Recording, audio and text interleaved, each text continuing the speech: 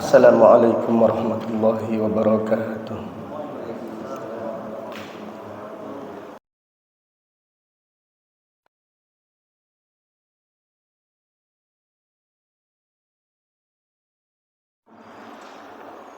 Wa na'udzu billahi min syururi anfusina wa min sayyiati a'malina. May yahdihillahu fala mudilla lahu wa may yudlil fala hadiya lahu. Wa asyhadu an la ilaha illallah wahdahu la syarika lahu wa asyhadu anna Muhammadan abduhu wa rasuluh. Amma ba'du, fa inna asdaqal hadisi kitabullah wa khairal hadi hadi Muhammadin sallallahu alaihi wasallam wa syarrul umuri muhdatsatuha wa kullu muhdatsatin bid'ah wa kullu bid'atin dhalalah wa kullu dhalalatin finnar. Allahumma faqihna fid din wa 'allimna at-ta'wil. Allahumma inna nas'aluka 'ilman nafi'an wa rizqan thayyiban wa 'amalan mutaqabbalan. Allahumma inna na'udzubika min 'ilmin la yanfa' wa min qalbin la yakhsha wa min nafsin la tashba' wa min da'watin la yustajabu laha. Alhamdulillah, pada malam ini, malam Kamis tanggal 13 bulan Safar tahun 1447 Hijriah, dengan izin Allah Ta'ala kita melanjutkan kembali kajian kitab Riyadhus Shalihin yang ditulis Al-Imam Abu Zakaria Yahya bin Sharaf An-Nawawi rahimahullahu ta'ala rahmatan wasi'ah. Pada malam ini kita masih mempelajari bab keutamaan zuhud di dunia. Al-Imam Nawawi berkata, wa ammal ahadithu fa aktsaru min an tuhsara. Hadis-hadis tentang zuhud sangat banyak sekali, tidak bisa dihitung. Fanunabbihu bi tarafin minha ala ma siwa. Kita menyebutkan sebagian dari hadis-hadis tentang zuhud di dalam kehidupan dunia. An Amr ibn Auf al-Ansari radhiyallahu anhu, dari Amr ibn Auf al-Ansari radhiyallahu anhu, anna Rasulullah sallallahu alaihi wasallam ba'atha Aba Ubaidah ibn al-Jarrah radhiyallahu anhu ila al-Bahrain ya'ti bi jizyatiha. Rasulullah sallallahu alaihi wasallam mengutus Abu Ubaidah Ibn al-Jarrah radhiyallahu anhu ke Bahrain untuk mengambil upeti, untuk mengambil jizyah. faqadima bimalin minal Bahrain. Abu Ubaidah datang membawa harta dari Bahrain. Harta ini adalah upeti, jizyah. Karena Nabi sallallahu alaihi wasallam memerintahkan para sahabat untuk mendakwahi mereka supaya masuk Islam. Kalau mereka enggan masuk Islam, pilihan kedua membayar upeti. Kalau mereka tetap tidak mau membayar upeti, tidak mau membayar jizyah, dan tidak mau masuk Islam, baru mereka diperangi supaya mereka masuk ke dalam agama Islam. Adapun orang-orang Bahrain, yang dimaksud Bahrain adalah orang-orang Teluk Arab, mencakup Kuwait, mencakup Qatar, Oman, dan Bahrain sekarang, mencakup Dammam. Ini dahulunya namanya Bahrain. Sekarang Bahrain wilayah kecil. Tapi Kuwait dan sekitarnya dahulu namanya Bahrain. Mereka beragama Majusi. Karena Bahrain ini dekat dengan Iran. Mereka beragama Majusi. Diperangi Rasulullah sallallahu alaihi wasallam. Tetapi mereka membayar upeti, berdamai dengan Rasulullah sallallahu alaihi wasallam. Fasami'atil ansar biqudumi Abi Ubaidah. Sahabat Ansar radhiyallahu anhum mendengar kedatangan Abu Ubaidah. Artinya Abu Ubaidah akan membawa harta yang banyak, dan harta tersebut akan dibagikan Rasulullah sallallahu alaihi wasallam kepada para sahabat. Fawafau salat al-fajri ma'a Rasulillah sallallahu alaihi wasallam. Para sahabat menjumpai salat subuh bersama Rasulullah sallallahu alaihi wasallam. Falamma shalla Rasulullah sallallahu alaihi wasallam insarafa. Setelah selesai salat subuh, Rasulullah sallallahu alaihi wasallam keluar dari masjid. Fata'arradu lahu. Sahabat-sahabat Ansar mendatangi Nabi sallallahu alaihi wasallam supaya diberi emas, supaya diberi dari jizyah Bahrain, dari upeti yang dibawa Abu Ubaidah ibnul Jarrah dari orang-orang Bahrain. Fatabassama Rasulullah sallallahu alaihi wasallam hina ra'ahum. Rasulullah sallallahu alaihi wasallam senyum ketika melihat para sahabat berharap diberi emas atau diberi harta. Tsumma qala,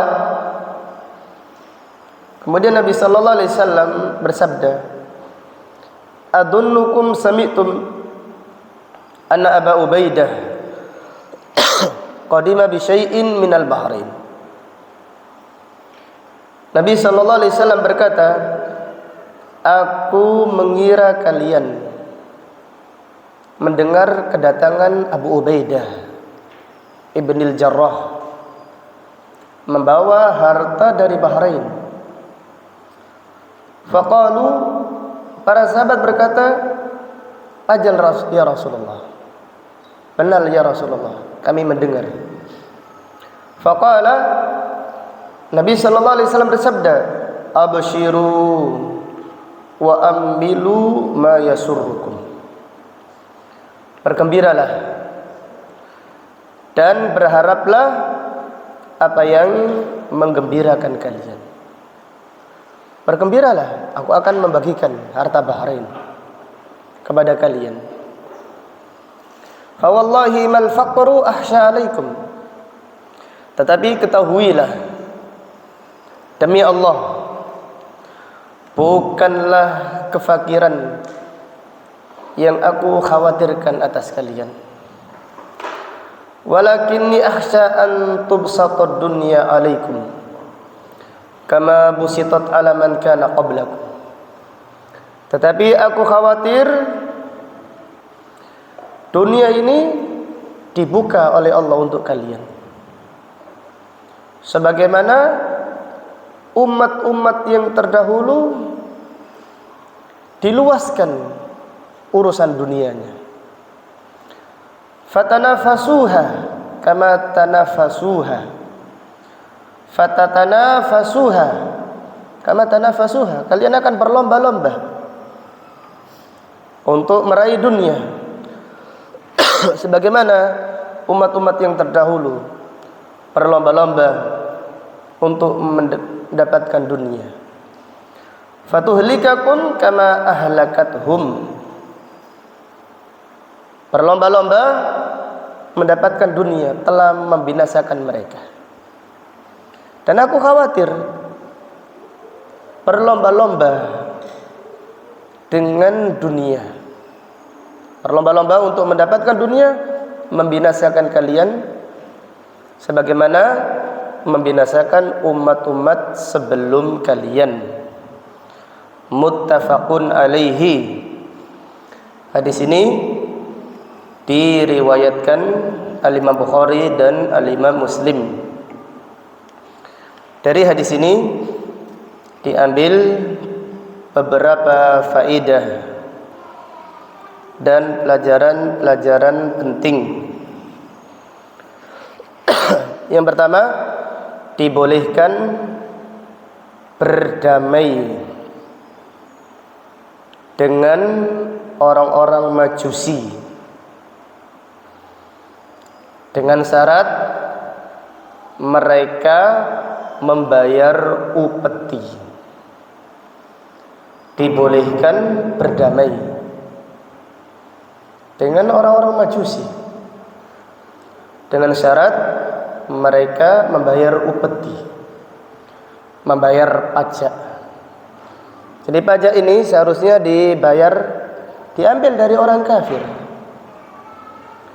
dari orang-orang Yahudi atau Nasrani. Ini asalnya pajak. Adapun memungut pajak kepada umat Islam ini tidak dibolehkan, melanggar syariat. Namun terhadap pemerintah kita wajib mentaatinya. Jadi kita mengetahui pajak ini melanggar syariat, tetapi kita tetap wajib mentaati pemerintah. Rasulullah SAW bersabda, "Ati waliyal amri, wa in daraba dhahrak wa akhadha malak." Taatilah waliul amr, pemerintah, walaupun mereka memukul punggungmu dan merampas hartamu. Selain pemerintah, kalau harta kita dirampas, kita boleh melawan. Selain pemerintah, Nabi SAW bersabda, "Man qutila duna malihi fahuwa syahid." Siapa yang terbunuh karena membela hartanya, dia mati syahid. Tetapi untuk pemerintah tidak boleh melawan. Jadi untuk pemerintah, terhadap pemerintah kita tidak boleh melawan. Karena pemerintah atau penguasa memiliki hak khusus, diberi syariat Islam menentukan perkara-perkara yang penting. Tentunya menentukan Ramadan, menentukan jihad, menentukan haji dan seterusnya. Sehingga kita wajib mentaati mereka walaupun mereka merampas harta kita, walaupun mereka memukul punggung kita ati waliyal amr, taatilah waliul amr. Wa in daraba dhahrak, walaupun mereka memukul punggungmu dan mengambil hartamu. Kemudian di antara faedah yang diambil, di antara manusia ada yang sabar di saat miskin, namun ia tidak sabar di saat kaya. Jadi di antara manusia ada yang sabar di saat miskin, tetapi mereka tidak sabar di saat kaya. Jadi ukurannya adalah amalnya. Ketika masih miskin, Masya Allah, sholat tepat waktu, sholat tahajud, baca Al-Quran setiap hari, menundukkan pandangan, kemudian berlomba-lomba di dalam mengerjakan amal soleh. Sedikit dibuka pintu dunia, sudah lupa, sudah mulai malas ngaji, sudah mulai malas-malasan sholat berjamaah. Ini naudzubillah. Jadi ada orang atau banyak orang yang sabar di saat miskin, di saat sederhana, namun mereka tidak sabar di saat diberi keluasan rezeki. Sehingga Nabi SAW bersabda, bukanlah kefakiran, mal faqru akhsha alaikum, bukanlah kefakiran yang aku khawatirkan atas kalian, walakin akhsha alaikumud dunya, tetapi aku mengkhawatirkan dunia diluaskan untuk kalian.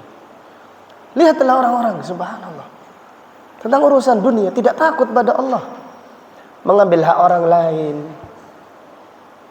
berbuat zalim, riba. Subhanallah. Apa artinya dapat harta tapi riba? Suap, serangan fajar, naudzubillah. Ini semuanya haram itu. Ini semuanya haram. Orang diuji oleh Allah dengan dunia. Jangan mau, jangan memasukkan ke dalam perut kita dan ke dalam perut anak-anak kita kecuali harta yang halal, halalan thayyibah. Jadi orang yang tertipu dengan dunia, mereka akan menghalalkan segala cara. Jadi fitnah kefakiran dan fitnah kaya ternyata lebih dahsyat fitnah diluaskannya rezeki. Maka sungguh beruntung orang yang rezekinya cukup. Orang yang paling beruntung dalam hal ini adalah orang yang rezekinya cukup, tidak terlalu kaya tapi tidak miskin, cukup.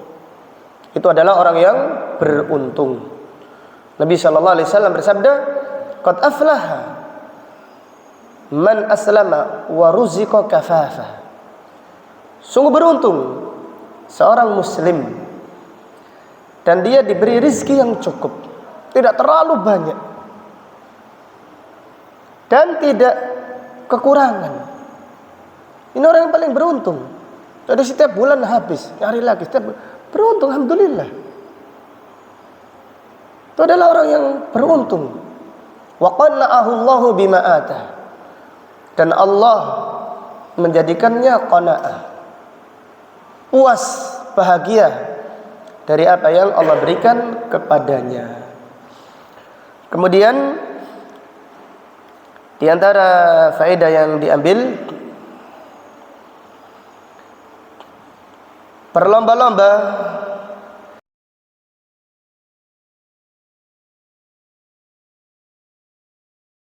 menyebabkan binasa. Jadi berlomba-lomba di dalam urusan dunia, banyak-banyakan harta, pamer mobil, naudzubillah. Silahkan beli mobil untuk keperluan, bahkan untuk pamer. Jadi berlomba-lomba, lihat mobil yang mahal-mahal, naudzubillah. Jadi beli mobil karena keperluan. Ini terpuji, bagus. memperluas rumah untuk keperluan, ini tidak masalah. Tapi memperbanyak rumah tidak pernah ditempati. Berlomba-lomba di dalam urusan dunia, memperbanyak harta, menumpuk harta. Ini yang mengakibatkan seorang akan binasa. Fatuhlikakum, itu akan membinasakan kalian. Kama ahlakathum, sebagaimana membinasakan orang-orang sebelum kalian. Jadi orang-orang yang rebutan kekuasaan, setelah itu apa? Setelah itu kuburan. Caci maki, mencela, menggunjing. Setelah itu apa? Kuburan. Dibawa mati? Tidak. Zahaba anni maliyah, hartaku telah pergi. Halaka anni sultaniyah, dan kekuasaanku telah hilang. Dah ada.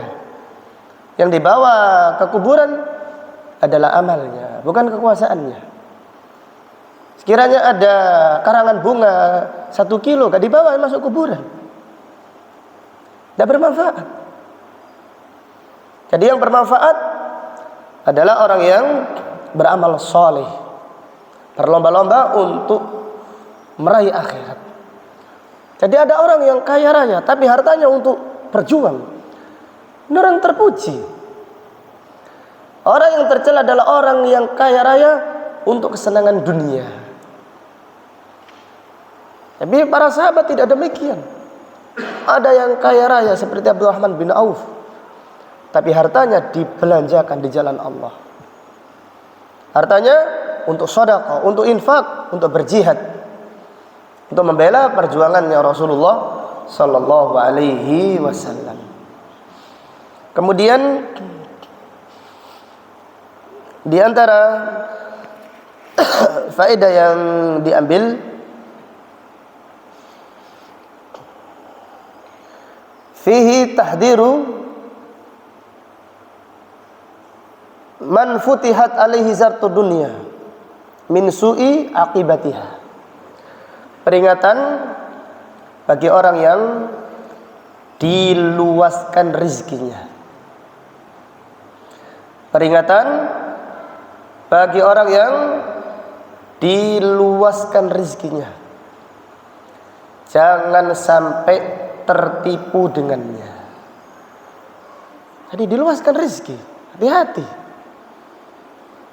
Jadi harus ada, ini untuk umat, ini untuk keluarga, ini untuk silaturahim.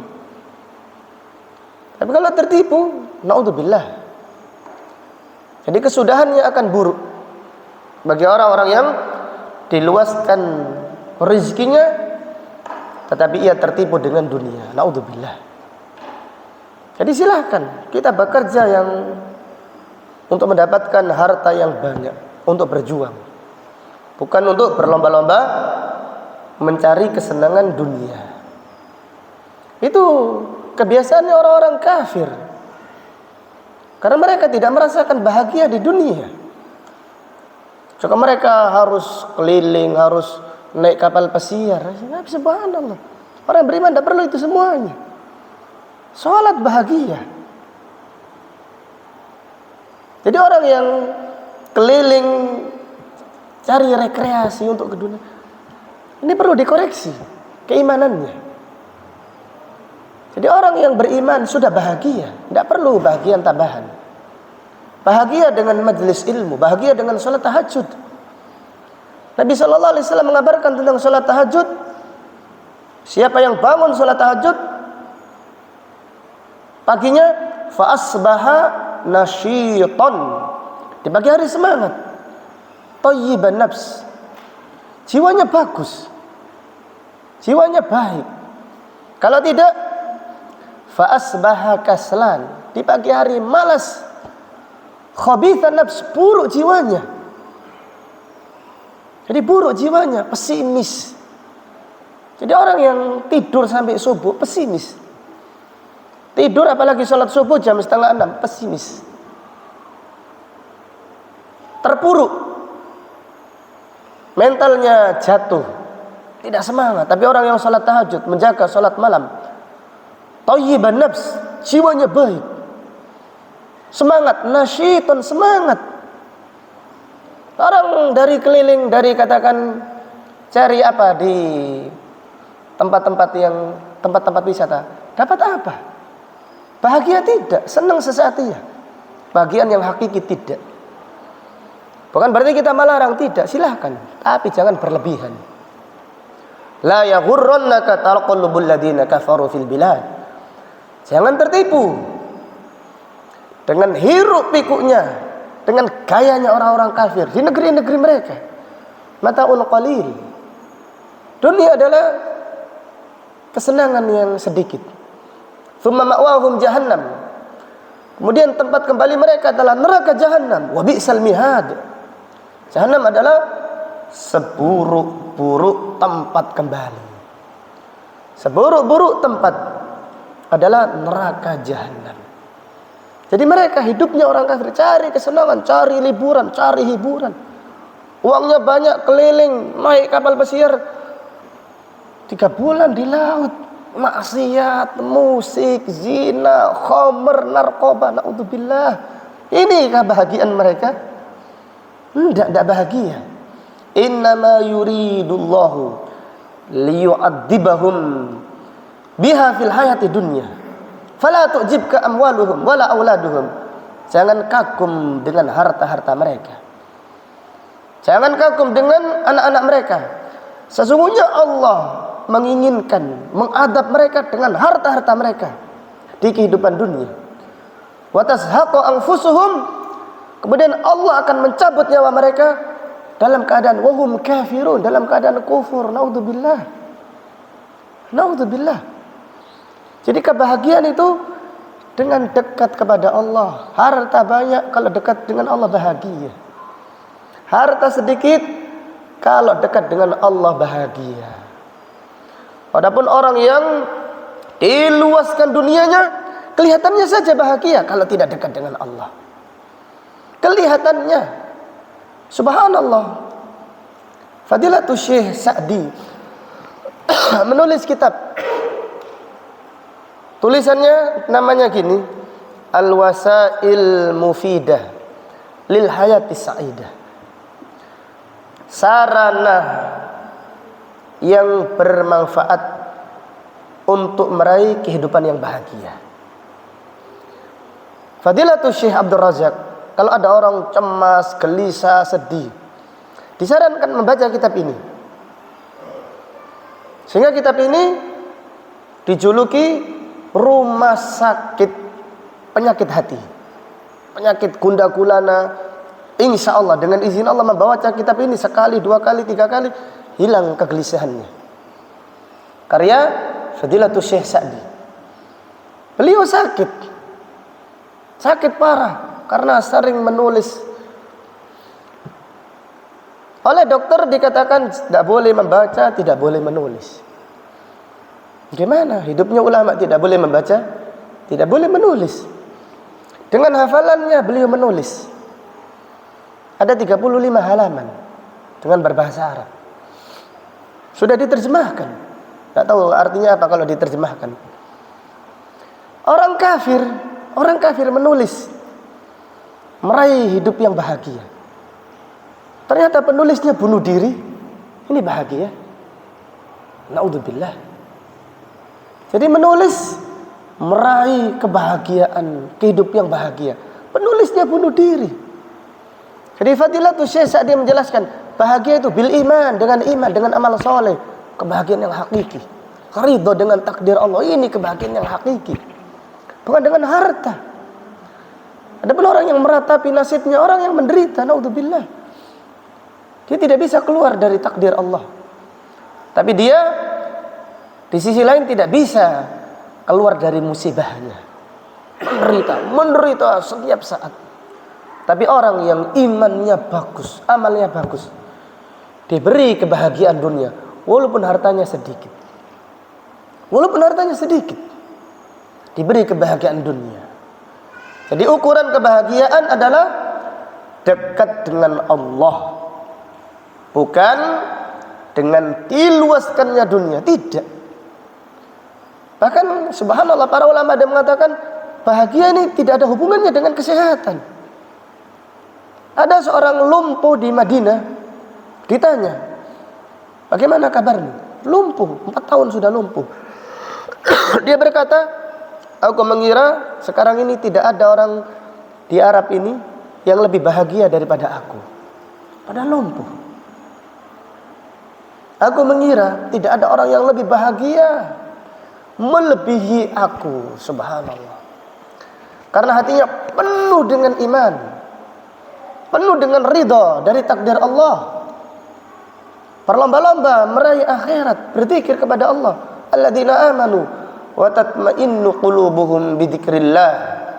Ala bidzikrillahi tatma'innul qulub. Orang-orang yang beriman, hati mereka tentram dengan mengingat Allah. Ingatlah, dengan mengingat Allah, hati ini tentram. Lihatlah orang-orang yang rebutan dunia, seakan-akan tidak mati. Rakus sekali dengan dunia, rakus sekali, tamak. Ini persis sebagaimana yang disabdakan Nabi sallallahu alaihi wasallam, "Lau kana libni Adam wadiyan min dahabin la ahabba an yakuna wadiyan." Sekiranya anak manusia memiliki lembah emas satu, dia berharap lembah yang berikutnya. Lembah berikutnya, lembah berikutnya lagi. Untuk apa? Untuk hura-hura, untuk foya-foya, untuk senang-senang. Naudzubillah. Itu adalah adab dunia sebelum adab di akhirat nanti. Jadi subhanallah, ada yang bercerita, ada orang setiap bulan dapat MM-an, tidak puas. Tidak puas dari yang haram. Sampai diingatkan seakan orang-orang seperti itu seakan-akan tidak mati. Ini persis difirmankan oleh Allah. Wailun likulli humazatin lumazah alladzi jama'a malan wa addadah yahsabu anna malahu ahladah. Celaka orang yang selalu mencela dengan lisannya dan dengan gerak-gerik badannya. Orang yang mengumpulkan harta dan dihitung-hitung untuk dibanggakan. Ia mengira hartanya menjadikan ia kekal di dunia. Naudzubillah. Orang ini dikatakan oleh Allah, wailun, celaka, binasa, hancur, lebur, rugi, disiksa oleh Allah Subhanahu wa taala. Di siapa yang mengumpulkan harta kemudian untuk dibanggakan, dan dia mengira hartanya menjadikan kekal di dunia. Naudzubillah, naudzubillah. Jadi Nabi sallallahu alaihi wasallam mengkhawatirkan kepada para sahabat. Lalu bagaimana dengan kita? Para sahabat adalah generasi yang paling kuat imannya, dikhawatirkan oleh Rasulullah sallallahu alaihi wasallam. Lalu bagaimana dengan kita? Otomatis beliau lebih mengkhawatirkan generasi yang berikutnya. Generasi yang berikutnya tidak akan kuat difitnah dengan fitnah dunia. Maka bersyukurlah kepada Allah dalam kondisi apapun. Ridholah dengan takdir Allah dalam kondisi apapun. Kalau diberi keluasan rezeki, waspadalah. Jangan sampai luasnya rezeki menjadikan kita lalai dari Allah Subhanahu wa taala. Kalau itu lalai, berarti itu adalah istidraj. Jadi siapa yang diluaskan rezekinya tapi berkurang imannya, itu istidraj. Jadi diluaskan rezeki seharusnya menambah orang semakin dekat dengan Allah, supaya tidak jadi istidraj. Nabi sallallahu alaihi wasallam bersabda, "Idza ra'aita rajulan yuqimu ala maksiatillah wa huwa yu'afihi Allahu fa'lam annahu istidraj." Jika engkau melihat orang terus bermaksiat, tetapi Allah meluaskan rezekinya, menyehatkan badannya, ketahuilah itu adalah ulu-ulu. Dia diistidraj oleh Allah Subhanahu wa ta'ala. Naudzubillah. Orang-orang yang beriman takut istidraj. Orang-orang yang beriman, yang bagus imannya, khawatir dia itu diistidraj oleh Allah. Jadi Hasan Al-Basri berkata, al-mu'min yakhafu minal istidraj. Orang beriman khawatir Bukan malah bangga saya rezeki saya luas ini. Karena saya rajin sodako, karena saya berbakti pada orang tua. Naudzubillah. Itu tambah ujub. Naudzubillah. Jadi ujub, dibeli keluasan rezeki malah ingat kebaikannya. Tidak demikian. Allah memberikan harta sebagai ujian, Allah mempersempit rezeki juga sebagai bentuk ujian. Wallahu ta'ala a'lam. Hadis berikutnya. Wa Nabi Sa'id al-Khudri radhiyallahu anhu qala jalasa Rasulullah sallallahu alaihi wasallam 'alal mimbar wa jalasna haulahu. Dari Abu Sa'id al-Khudri radhiyallahu anhu, ia berkata, Rasulullah sallallahu alaihi wasallam duduk di atas mimbar dan kami duduk di sekelilingnya. Faqala, Nabi sallallahu alaihi wasallam bersabda, inna mimma akhafu alaikum min ba'di ma yuftahu alaikum min zahrati dunya wa zinatiha. Muttafaqun alaih. Nabi sallallahu alaihi wasallam bersabda, di antara yang aku khawatirkan atas kalian sepeninggalku, kalian dibukakan perhiasan dunia dan keindahannya. Artinya rezeki kalian diluaskan oleh Allah. Kemudian kalian bersenang-senang, hiburan terus, liburan terus, jalan-jalan terus, cari makan terus. Gak mau makan tidak enak, makan tidak enak keluar langsung. Kita sekali-sekali makan yang ada di rumah. Nabi sallallahu alaihi wasallam tidak pernah pesan makanan kepada istri-istrinya, ada dimakan. Kita tidak, nggak ada makanan enak, keluar sudah. Karena apa? Karena ada uang. Cari makan enak terus, silahkan makan enak, tapi jangan berlebihan. Jadi sekali-sekali kita, contohnya, coba makan nasi putih saja dengan air, atau nasi putih saja, minum air. Walaupun kita punya harta banyak, coba demikian, supaya kita hidup ini bukan cari yang enak terus. Kalau makanannya tidak enak, sudah tidak makan. Ini tidak benar. Ini menyelisihi petunjuk Rasulullah sallallahu alaihi wasallam. Di rumah Nabi sallallahu alaihi wasallam, istri beliau dan Nabi sallallahu alaihi wasallam minum 3 bulan hanya air dan kurma saja. Aisyah radhiyallahu anha berkata, ra'ainal hilal, kita melihat hilal.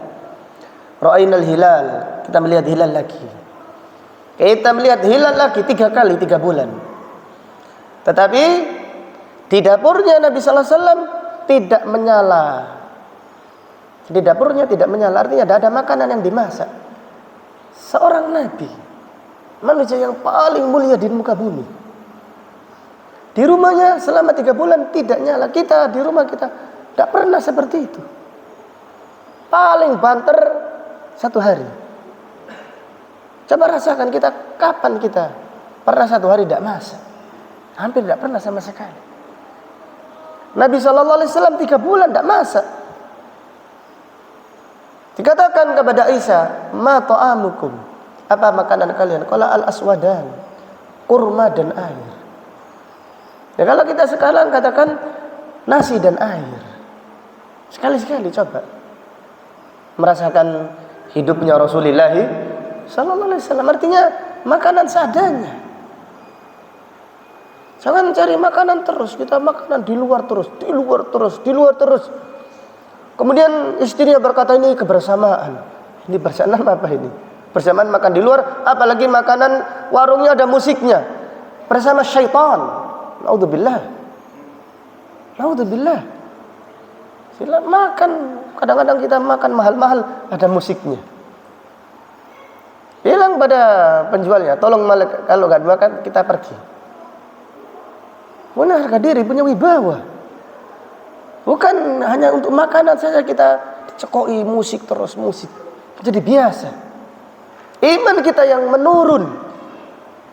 Al-Quran yang menurun, kita membaca Al-Quran mulai nggak semangat lagi.